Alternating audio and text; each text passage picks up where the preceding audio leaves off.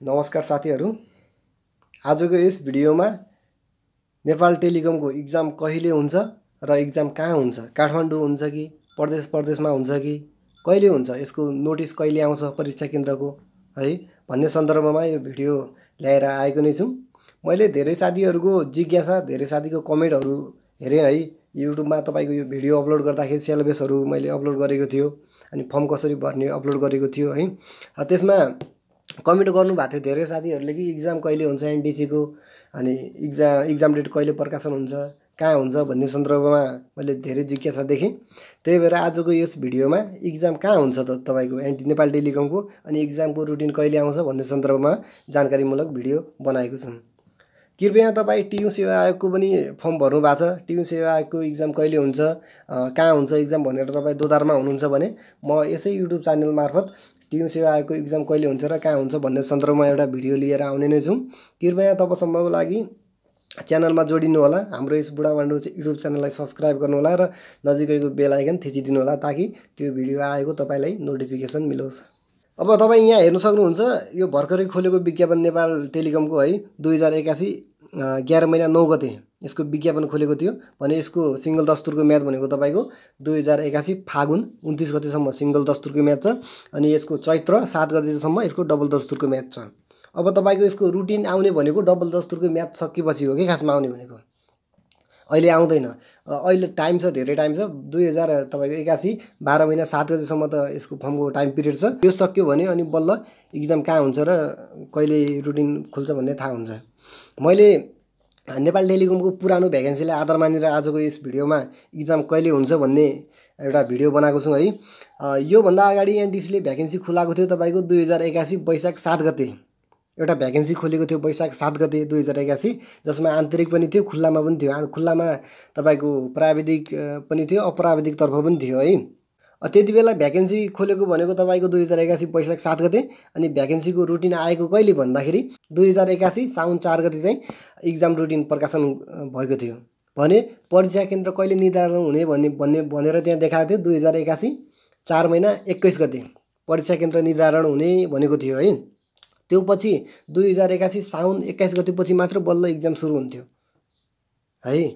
अब यसमा time period तपाईँको कति भयो भनेपछि 3 महिनाको ग्याप भयो नि त। वैशाख 7 गतेदेखि 2081 साउन 21 गते भनेको तपाईँको 3 महिना भयो। 3 महिनाको टाइम पिरियडमा यसले इक्जामको रुटिन निकाल्छ र परीक्षा केन्द्र निकाल्छ भन्ने यहाँदेखि पनि हामीले कमन सेन्स लगाउन मिल्यो है।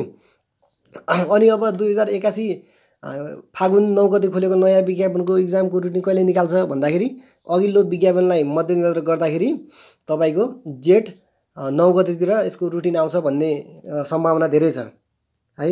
2082 जेठ 9 गते यसको इक्जाम रुटिन आउँछ। जेठ 9 गतेपछि मात्र यसको तपाईँको इक्जाम सुरु हुन्छ अघिल्लो विज्ञापन अनुसार। अब म तपाईँलाई त्यो अगाडिको विज्ञापनमा लग्न चाहिँ। अब तपाईँ यहाँ हेर्न सक्नुहुन्छ, यसको विज्ञापन प्रकाशित मिति भनेको 2081 1 महिना 7 गते विज्ञापन प्रकाशित मिति थियो है। अनि लिखित परीक्षा कार्यक्रमको सूचना कहिले प्रकाशित भयो भन्दाखेरि 2081 4 महिना 4 गते 3 महिनाको इन्टरभलमा लिखित परीक्षाको कार्यक्रम तालिका प्रकाशित भयो। अनि परीक्षा केन्द्र निर्धारण भनेको तपाईँको 2081 4 महिना 21 गते निर्धारण भयो है। अब त्यसपछि बल्ल अनि यहाँ हेर्न सक्नुहुन्छ इक्जाम कहिलेबाट सुरु भएको छ, साउन 26 गतेबाट। परीक्षा केन्द्र मिति निर्धारण भइसकेपछि त्यसको 5 दिनपछिबाट इक्जाम सुरु भएको छ। यसरी पनि तपाईँ बुझ्न सक्नुहुन्छ अबको यो नेपाल टेलिकमको नयाँ भ्याकेन्सीको इक्जाम रुटिन वा इक्जाम तपाईँको 2082 जेठतिर वा असारतिर हुन्छ भन्ने यहाँदेखि पनि प्रष्ट पाउन सकिन्छ। यो अघिल्लो विज्ञापनलाई मैले मध्यनजर गर्दै भने। अब इक्जाम भन्नुहुन्छ तपाईँ, इक्जाम कहाँ हुन्छ त नेपाल टेलिकमको भनेर, अनि इक्जाम कहाँ हुन्छ, अनि इक्जामहरू जुत्छ कि नै है। कुनै क्यान्डिडेटहरूले त 2 विज्ञापनमा भरेको होला, 3 विज्ञापनमा भरेको होला, सहायक लेभलमा भरेको होला, अधिकृत लेभलको पनि प्रशासनतर्फ भरेको होला, लेखातर्फ भरेको होला। इक्जाम एउटै दिनमा हुन्छ कि हुँदैन भन्ने कुरा तपाईँ ढुक्क हुनुहोस्, इक्जाम एउटै दिनमा हुँदैन। इक्जाम 1 दिन बिराएर वा 3 दिन बिराएर 4 दिन बिराएर यसरी हुन्छ। यहाँ यो अगाडिको विज्ञापन पनि यस्तै गरेको छ। कसैको साउन 26 गते छ भनेपछि अर्कोको इक्जाम साउन 28 गते, यहाँ हेर्न सक्नुहुन्छ साउन 29 गते। अब इक्जाम कहाँ हुन्छ भन्नुहुन्छ भने तपाईँ एनटिसीको सबै भ्याकेन्सीको इक्जाम भनेको काठमाडौँमा हुने हो। काठमाडौँ भ्यालीभित्र, काठमाडौँ, भक्तपुर, ललितपुर, स्पेसली तपाईँको काठमाडौँभित्र हुन्छ। लोकसेवा आयोगको अनामनगर भनेको छ है। अब यसरी इक्जाम हुने भनेको काठमाडौँमा हो। अब मैले तपाईँलाई एउटा खुल्ला तर्फको इक्जाम देखाएँ है। यो तपाईँको भनेको आन्तरिक तर्फको हो। अब मैले यो अगाडिको विज्ञापनको खुल्ला तर्फको देखाएँ। खुल्ला महिला ओभरसियरको इक्जाम भनेको तपाईँको साउन 30 गते छ है। साउन 30 गते प्रथम पत्र, साउन 31 गते द्वितीय पत्र। यो इक्जाम भनेको दिल्ली बजार यिनीहरू सबै काठमाडौँको हो। इक्जाम भनेको तपाईँको काठमाडौँमै हुन्छ। यसरी बुझ्नुहोस्, यसरी क्लियर हुनुहोस् कि यसरी काठमाडौँमा हुन्छ यसको इक्जाम। अब खुल्ला तर्फ समावेशीतर्फ टेक्निकल इन्जिनियरको कुरा छ। साउन 32 गते छ नि त यसको इक्जाम, हेर्न सक्नुहुन्छ। यो ओभरसियरको साउन 30 गते फर्स्ट पेपर, साउन 31 गते सेकेन्ड पेपर, अनि टेक्निकल इन्जिनियरको साउन 32 गते। एक दिन बिराएर भयो नि त। तपाईँको इक्जाम नजुझ्ने भयो भन्न खोजेको है यसमा मैले भन्न खोजेको तपाईँलाई। ढुक्क हुनुहोस्। तपाईँ 2 वा 2 भन्दा बढी तहमा तपाईँले भर्नु भएको छ भने इक्जाम सेम दिनमा हुँदैन नेपाल टेलिकमको। यहाँ हेर्न सक्नुहुन्छ खुल्लाको महिला सहायक प्रशासकीय अधिकृत। यसको इक्जाम भनेको भाद्र 8 गते छ नि, ग्याप छ नि यसको। अनि सेकेन्ड इक्जाम यसको भाद्र 9 गते। टेलिकम इन्जिनियरको तपाईँको भाद्र 27 गते हेर्न सक्नुहुन्छ। यहाँ भाद्र 18 गते। बुझ्नुभयो नि, इक्जाम कहिले पनि जुत्दैन। अब हेर्न सक्नुहुन्छ इक्जाम भनेको तपाईँको काठमाडौँमै हुने हो।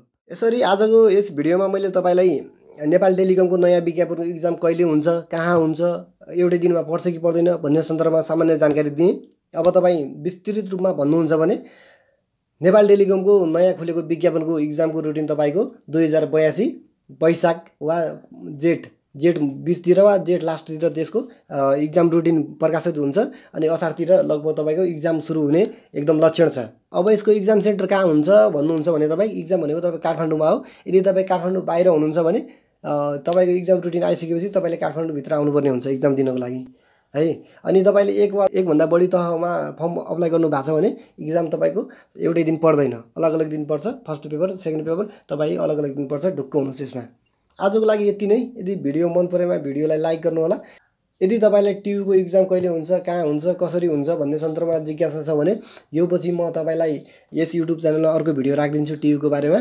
त्यहाँदेखि पनि तपाईँले जानकारी पाउन सक्नुहुन्छ। त्यसको लागि तपाईँले भिडियोलाई लाइक र च्यानललाई सब्सक्राइब गरेर बेल आइकन थिच्नु पर्ने हुन्छ। हस्त आजको लागि यति नै, धन्यवाद।